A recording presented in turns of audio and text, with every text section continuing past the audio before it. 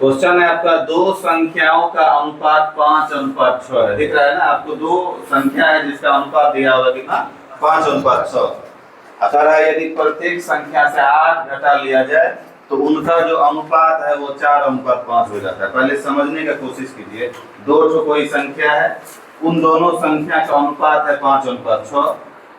उन दोनों अनुपात में से हम लोग जब 8 घटाते हैं तब जाकर के नया अनुपात उसी संख्या का हो जाता है। समझ रहे हो ना, 4:5। तो संख्या ज्ञात करें। ऐसे प्रश्न को हल करने के लिए सबसे पहले हम लोग लिख लेगा कौन चीज, माना कि, क्या लिखेंगे, माना कि अनुपात की राशि, माना कि अनुपात की राशि x है। समझ रहे हो ना। ऐसा लिखने के बाद ये जो अनुपात की राशि है इसके लिए हम लोग प्रयोग किया है, तो वहां पे लिख देंगे क्या, तब पहली संख्या बराबर, लिखेंगे तब पहली संख्या बराबर कितना होगा 5x।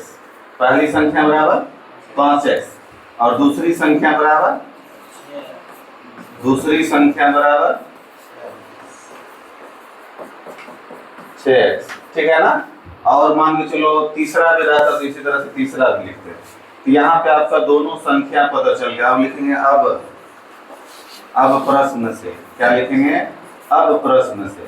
प्रश्न हमारा क्या कर रहा है, यदि प्रत्येक संख्या से 8 घटा लिया जाए तब जो है फिर से देखो अनुपाते बन रहा है, बन रहा है कि नहीं बन रहा है, मतलब आगे जो प्रोसेस करेंगे उसमें भी आपका अनुपाते बन रहा है, यानी फिर से आपको अनुपाते में लिखना है।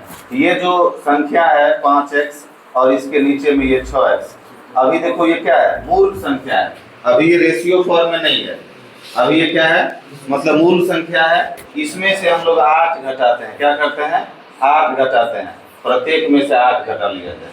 तो प्रत्येक में से 8 जब घटा लिए हैं तब जो इसको काटेंगे यानी अनुपात निकालेंगे तो ये हो जाता है कितना, 4/5। सिंपलेस्ट फॉर्म में 4/5। अब जब हम लोग इसको हल करेंगे तो हमारा आंसर आ जाएगा। यहाँ क्या करेंगे, क्रॉस गुना करेंगे। तो यहाँ 5 से गुना करेंगे, 5 से गुना करेंगे तो अंदर में होगा 5x - 8। अब आप इधर 4 से गुना करेंगे 6x - 8।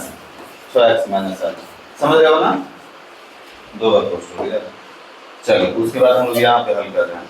तो देखो 5 बच्चे 25x माइनस में हो गया, देखो 5 × 8 = 40। अब बराबर इधर कितना हो जाएगा, 4 × 7 = 24x माइनस 4 × 8 = 32।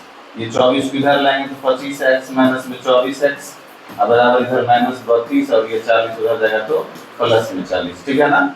तो देखना यहाँ पे x बराबर 32 में से 40 नहीं घटेगा, 40 में से घटा देंगे। x का मान कितना निकला, x निकला। और फिर हम लोग को क्या चाहिए, संख्या चाहिए। तो यहाँ पे लिख देते हैं क्या, पहली संख्या।